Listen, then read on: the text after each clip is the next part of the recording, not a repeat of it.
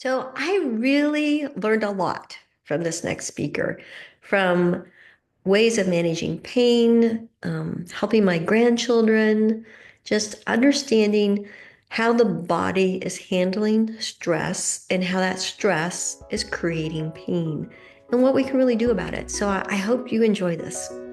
Building spirituality, family, health, and business. This is the Giant Builders with Lois Wyant. Welcome, Giant Builders. I'm so happy you're here. Happy Tuesday. I hope you're having a great week. And today's guest is Fran Garten. Hi, Fran. How are you? I'm great. How are you? I'm doing wonderful. I think spring is here. So, will you tell our listeners a little bit about yourself and what you do? I love this question. Sure. I do a lot of things. Okay. I am a pain reduction coach and I am an author and a speaker and a Qigong instructor and meditation instructor. And what I do is I teach people to love movement, whatever that means for them, to love their body, whatever that means for them, and to realize that we have a lot of control in our lives to make changes in our lives. And the when we recognize that, then we can move forward and make those changes. So I'm kind of like a facilitator for all of those pieces. Well, I don't even know where to start with the questions. Let's see. Well, let's start with the pain reduction. So, like physical pains, what type of pains are Yeah. we speaking of? Yeah, for sure. So for the pain reduction piece, I have fibromyalgia and I have osteoarthritis, and I have had them for about 13 years, but I was undiagnosed for many years. And so after many years of trial and error and all these different things, I have come out the other side and I live pain-free and I don't take medication. And so I help people with that. And when we talk about pain, and there's physical pain, there's emotional pain, there's psychological pain, there's a lot of different components to pain. So when I'm on, what are your triggers? Are there foods that affect it? Are there people in your life? What is causing the pain? So we identify the triggers. Then we talk about boundaries and setting certain boundaries to help with reducing those triggers. And we also talk about stress because stress causes pain. And so ways to manage stress, ways to reduce stress. So all the different components of what make up pain, because pain is not just physical. And when we say the word pain, we think about physical things, which there are for sure. However, when you take away the physical pieces, there's a whole bunch of other components that actually impact pain. And so when we do work on reducing pain, it is looking at all the different components in your life and things that could be contributing to your pain. Okay, so okay. When I think of pain, I think of the physical, like you said. But I think I'm hearing you say that it may not be physical, or there's other parts that make it physical.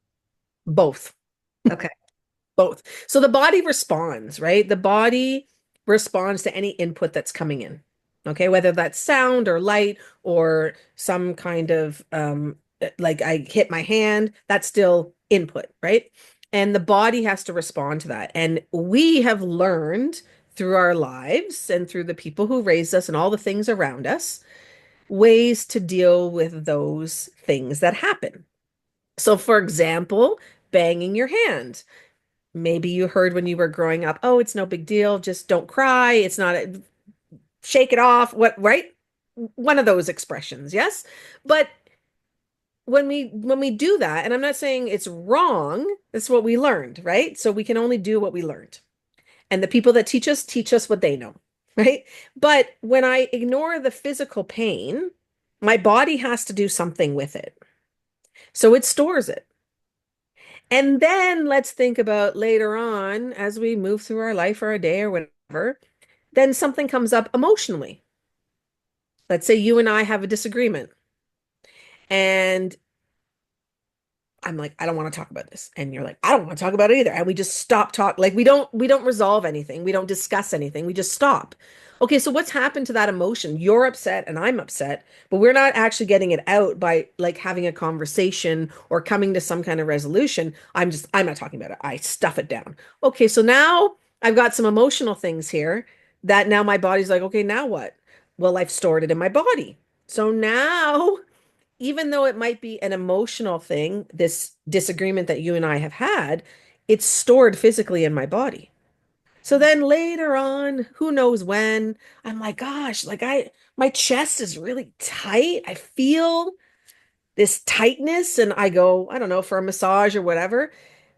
But this is an emotional piece. So it actually manifests as physical pain. Is there physical pain in my chest that it's tight? Possibly, yes. The muscles could be tight, but also could be the physical or manifesting because of emotional. The disagreement that maybe we had, I don't know, 10 years ago or last week, but I store it. So it really is important to think about what comes in also impacts internally and it manifests externally through different kinds of pain. So your question is both. It could be a physical pain, I bang my hand, but it could also be something that's maybe emotional when you and I have a disagreement that we store. And then that later on comes up. Does that make sense? Well, yes and no. All right. So like you said, you have fibromyalgia. Mhm.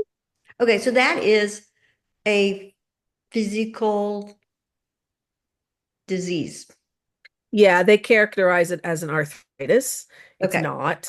It's Okay. a autoimmune Okay. condition. Basically, what it is for fibromyalgia is that you have heightened sensitivity to anything that comes in.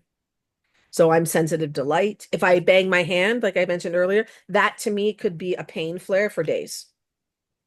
For you, you don't have fibro, so you're like, oh yeah, it gets a little red, maybe a bruise, maybe nothing.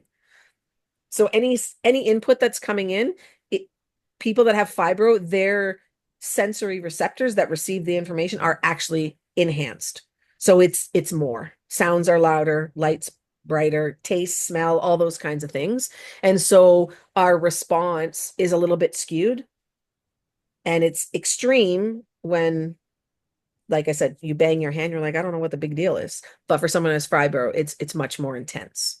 So how do you control that pain then? Because it is a real pain. So what are you doing to control that? Yeah, there's a lot of components. So first of all, food is important. So if there are foods that you're eating that are inflammatory, they cause inflammation in the body, that then can lead to pain. So reducing inflammatory foods is important. Stress.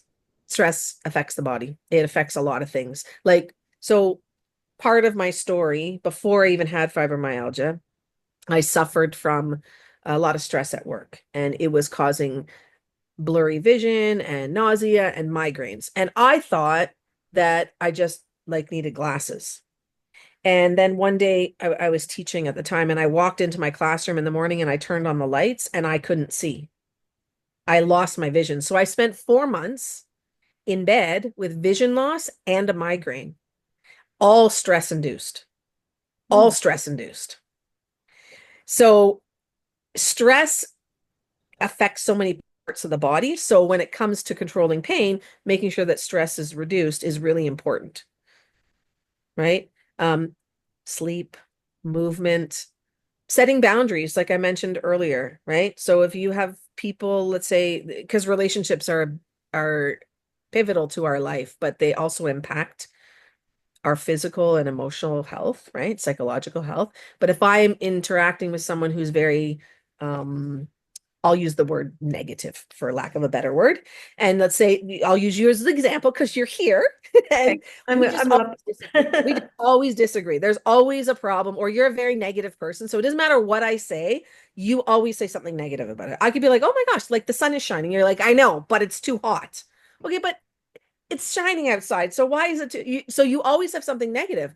So every time you and I interact, I know and I feel this even before it happens. Oh, okay, I better prepare myself because Lois is going to say something and it's going to be negative and I'm going to have to deal with that. So that interaction is bringing that negativity into my body, right? And so reducing that, or maybe putting a little bit of boundary in how much time I spend with you so that I'm not always exposed to these negative things, is important. So really looking at, who are you spending time with? What are things are you listening to? What are you focusing on? Because our brains are really powerful, and it's not the conscious brain, it's the subconscious mind that hears everything. So when you say, I feel fat, then your subconscious mind goes, oh, you want to be fat? Okay, let's do that. Like, or I feel tired, right? And then your body goes, subconscious mind goes, yeah, we're tired too. Let's be tired. And then you feel tired. So it sounds very simple when I say it. And it's not. There's a lot of other things going on, in the brain and the body and everything. But from a very simplistic way, whatever comes in, you either have to absorb it or release it. And if it's negative things coming in, whether that's things that you're a negative person, for this example, Lois, you are not. For this example, all the things you say are coming into me because I'm hearing them, right? All the food that I put in my body that causes inflammation, that's affecting me from a from a cellular level, right? Any stress, that's affecting me. So all the things that come into us affect your body and increase pain. So if we can then, like I said, we find what your triggers are. What are the things that influence your pain? And then how can we remove those things or limit those things so that your reaction to those negative things isn't so heightened in a pain way? Does that make sense? Yeah, that makes sense. Okay, so what about physical surroundings that you have no control over? So my husband has arthritis in his Mhm. ankles, and when the weather, he knows when rain's coming because he can't walk. So, I mean, is there anything that can be done during those times where you can't control the weather? Yeah, that's a great question. Yeah, I love that. So there's a couple pieces. So from a movement perspective, because I am a personal trainer and fitness instructor and I do qigong, it's important to move. And the problem when you have something like arthritis, which I know because I do have it, there are times, like you said, where he is just like, this is too much. I can't move. But the thing is, we should move.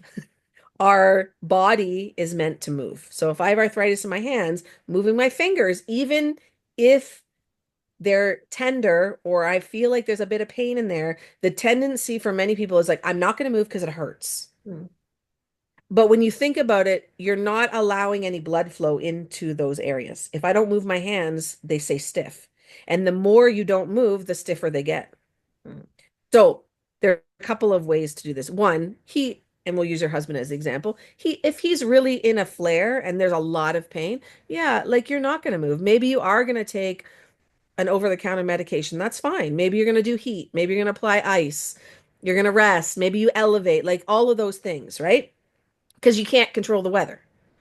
But from a preventative point of view, what is he doing in a preventative way? Is he moving? Is he walking? Is he taking care of nutrition? Is he hydrated? Is all of those pieces add to that. So even though he has the arthritis, yes, arthritis is degenerative, it's progressive, and sometimes it hurts. Like that's just the way it is. However, if we fall into, well, I can't do it because it hurts, then that kind of becomes your habit. Does that make sense? And so Mhm. then every time it hurts, you're like, I'm not doing anything. Yeah, but you could be in pain for weeks, right? He could be in pain for Yeah. days. Like, so he's not going to do anything for days, which may be totally fine. Rest might be what you need, but you also should be active. And I think that that's something that I don't, I, some people fall into that trap of I'm not going to move because it hurts, but you could move a little bit. Like, so that's the other thing. Is there something small you could do? Like maybe you could just wiggle your fingers. You don't have to do like massive fists and extend, like, you don't do anything crazy, but maybe you could just wiggle your fingers a little bit. Would that be okay? So rather than thinking about, oh, I got to work out or whatever it is, go for my 5K walk or whatever you do, right? But I can't because I have pain. Okay, that's fine. Just maybe walk up and down your stairs or do a circuit in your house. So rather than thinking it's all or nothing, is there something small that you can do?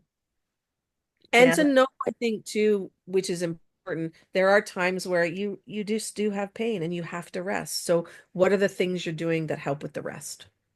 Yeah. For him, it's kind of funny because I almost have to say, I think you're in pain because I see it all over his face, but like he'll just buckle down and keep going and everything. And it's like, I think you're in pain. And then he'll stop and say, oh yeah, I really am. So it's like, Yeah. maybe you should just sit down for a while.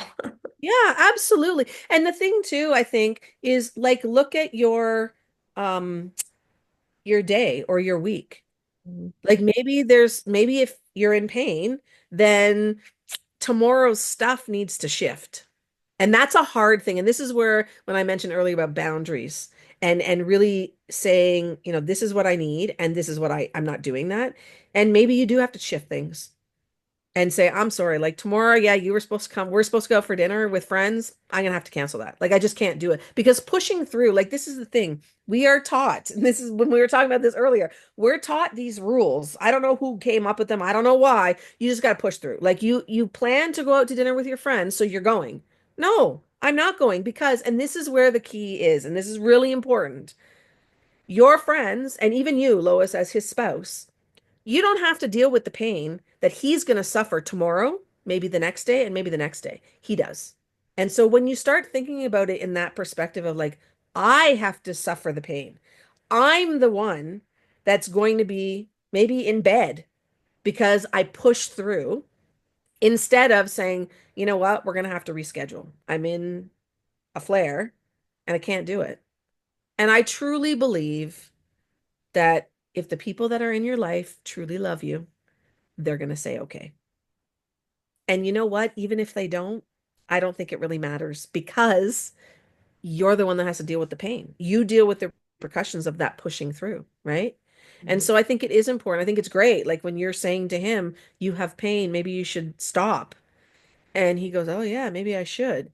Like sometimes we need that, and I'll say permission, not the right word, but we'll use that for somebody else in our life to go, just relax, like go lie down, take care of yourself. And when we get that, then we kind of go, oh, yeah, I can do it. And the whole entire world is not going to fall apart just because I canceled plans with someone. So I think it's really important to talk to people in your life that they know what's going on because if they don't deal with chronic pain, they don't understand it. And so I have worked very hard, especially in the last, I would say 4 or 5 years, to surround myself with people who understand what it means when I say to them that I'm in a flare. And they're like, okay. Like I say, I'm in a flare. They're like, and now I don't have to say we need to reschedule. They say to me, text me when you're better or give me a call when you're better. They don't even say anything about it now. It's just like, yep, we'll talk when you're better. We'll talk when you feel good. And it's important to have those people in your life because then that gives you, I think, that comfort to say I can't do something or to say I need to reschedule. And I think it's really important to do that. And we teach other people then it's okay for them to do that too, right? Mhm. Because they're watching what we do, whether it's Yeah. spouses or kids or right? And so I think that that's really important in our Oh, life. that's very good. I think that's really good. Well, Giant Builders, if you like this information, check out these videos of previous podcasts. You might like that information. I also have the links below. Well, talk to me here. How can we help children, or in my case, grandchildren, not have to go through all of this? Why are you asking me such easy questions, Lois, on this podcast? Oh, I think number one, we're modeling. Hmm. We are modeling everything. And our children and grandchildren and all the people and our friends and family, they're looking at what we do. They really are. And so we're modeling behavior. So we'll use your husband as example. He has his pain, he has arthritis. You can see it on his face. I'm sure his grandchildren can see that, but he's pushing through. And they're seeing, oh, grandpa's in pain, but he's still doing stuff. Oh, that's how we have to do things, right? Whereas they're also seeing when he says, you know what? Yeah, I can't run and jump with you today. Let's do some reading or let's do some coloring, right? So you're not just saying no, you're saying this is what's happening. Here's an option. So you're teaching them what's acceptable. you're teaching them to say, it's okay if you feel pain and you have to stop doing something. It's okay, and we can find another option. So I think that that's really important because we're modeling for them and they see everything and they understand everything. And even though we think that they don't, they do. Mhm. And I think the other thing too is allowing children to talk about how they feel, because I don't think we always do that. Because again, for whatever reason, society, family, whatever it is, right? We teach them what we were taught. And currently that's not working. So we need to teach them something new. So allowing them to say, I'm angry. They're allowed to be angry. And I think that that's something I just think about when I was growing up. You can't be angry. Why not? Why can't I be angry? You can't. That's not acceptable. Why? So we take some emotions and we allow people to feel them. You can be happy. You can be joyful. You can be excited about things. You can be sad sometimes, but only a little bit, not too much. Because if you cry too much, it's not good, right? So we have this group of emotions that we're allowed to express, and it's different in everybody's family and life. But I do think in a broad way that they're kind of the same.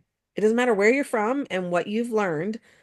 These things like being angry and being upset about things and having your feelings hurt or being sad are not acceptable to express. So come back to what we talked about earlier with pain. So your grandchildren aren't allowed to cry or be angry about something. So they shove it down, right? Because we don't let them express it. Later on in their life, it can come out in crazy ways or more extreme than it needs to be, right? So I think that, letting people have whatever emotion they have is okay. Just because I think something is sad and you don't doesn't mean that I'm wrong or that you're wrong. It means that I feel things differently than you. So why are you allowed to and I'm not? Because mine's sad? Does that make sense the way that I explained it? Oh yeah, that makes perfect sense. Yeah, that's Yeah. really. So I think we need kids to actually feel that. And I think the third thing when it comes to kids is, and this is where the body connection is really important. Um, where do you feel that emotion in your body? Like, where is it? So when your grandkids say to you, I'm sad. Okay, what are you sad about? Let them talk about it, right?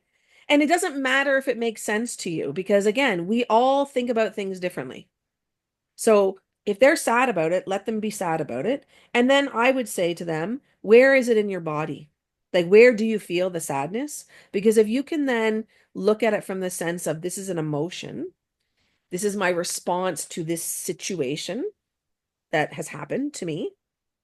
And I feel it here. Maybe I feel it in my chest or my belly or whatever it is, doesn't matter. And I'm allowed to feel that, and let yourself feel it. And then I will, over time, it will dissipate because you actually were allowed to feel sad, to let the sadness come out. And then you go, oh, now I feel better now because I actually was able to express how I felt and what I felt about that situation rather than being told, don't cry. You shouldn't cry. Crying makes you weak, or whatever expression or whatever statement you heard growing up, because we've all heard them, right? And I think ultimately, if we're having this conversation now, some of the things that we probably learned, you and I, were not helpful. No fault, no judgment, no blame. They were what we learned from our parents and our grandparents because that's what they knew. So now I think we know different and we know maybe better. Let's teach that. Because what was working didn't work, because here we are having this conversation. I wrote books about it. I do coaching on it. So clearly it's not working, whatever that thing was. So I think it is really important that kids are allowed to express themselves, um, and really feel their emotions. So for someone who wasn't trained with that idea, I'm going to have to work on it. I don't know. Yeah, The conversation is foreign to me, so it's something that I will have to absolutely. work on. Yeah. And you know what? I think it's great that you're asking about it, right? Because I think allowing your grandkids or your kids or whoever is in your life to talk about things shows them it's okay to talk about things. It's not something to be ashamed of. It's not something to be stressed about. Like you feel how you feel, and you have every right to feel that way.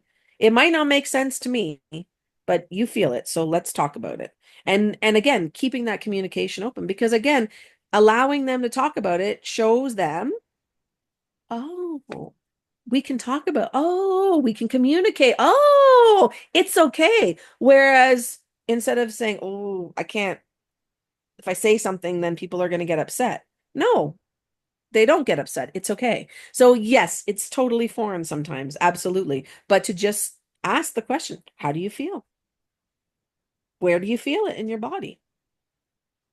Why do you feel that way? Do you know? And they might not know. Like, that's the thing. They might not know, but they might. But allowing them the opportunity to voice that, I think, is really important. And not just for kids, for everybody. No, those are great. All right. Well, tell me about your books. Okay, I will. So, my first book is Healing the Hurt. This one.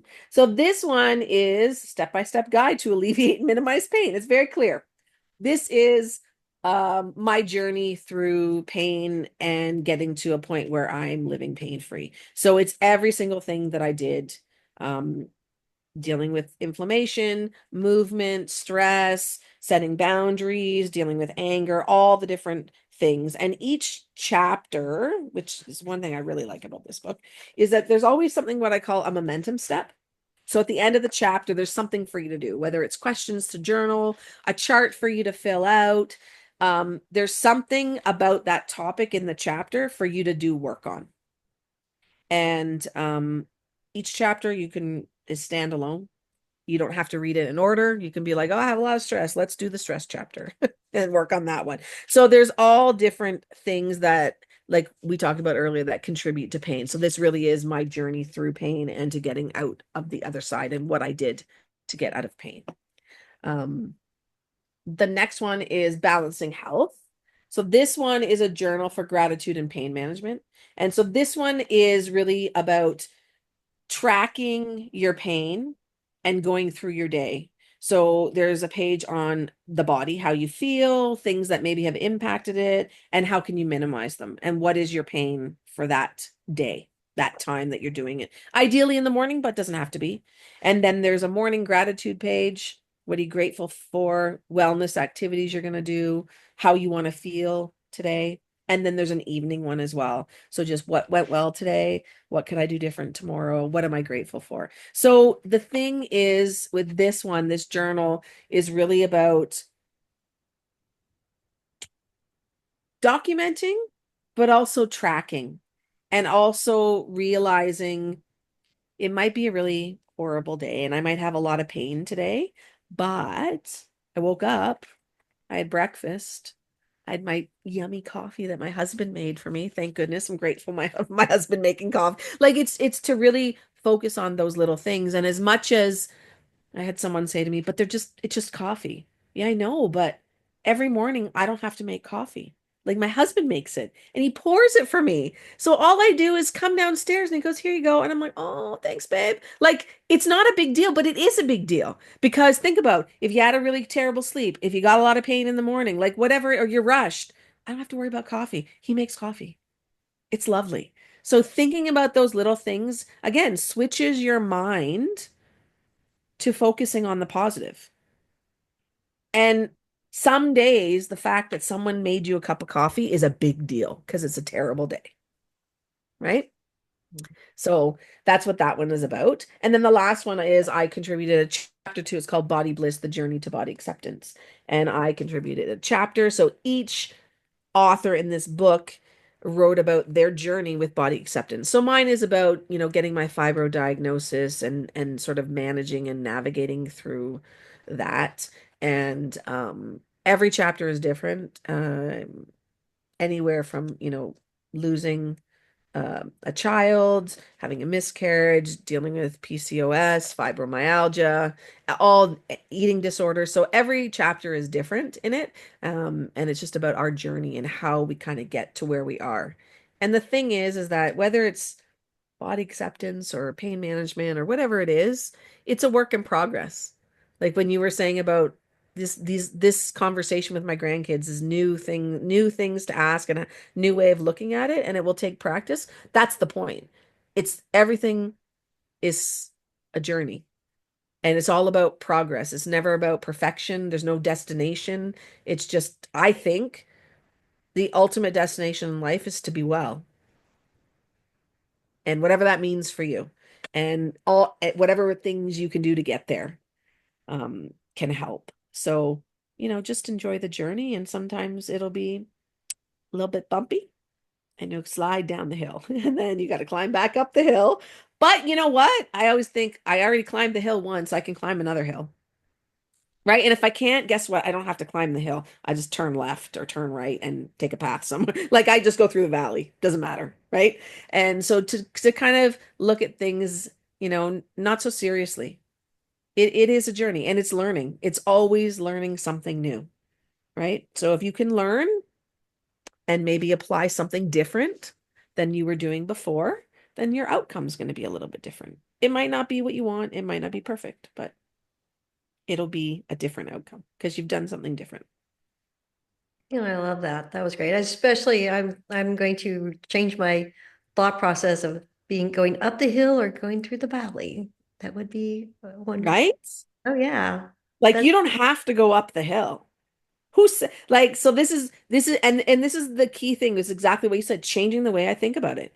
Changing my pattern. My pattern is I'm gonna get up that hill if it's the last thing that I do. If it kills me, I'm gonna get up that hill. For what?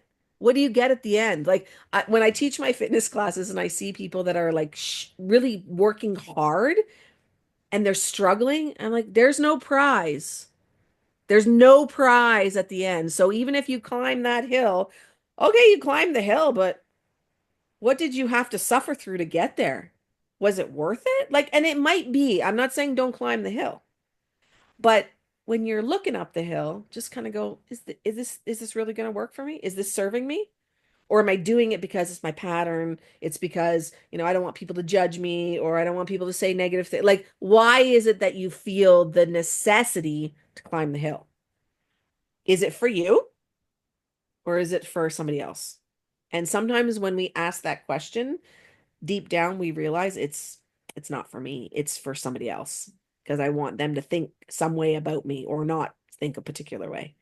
So if we can kind of frame it in that sense, it might be much easier for you to go taking the valley, going through the hills, not climbing, right? Because it does make a difference.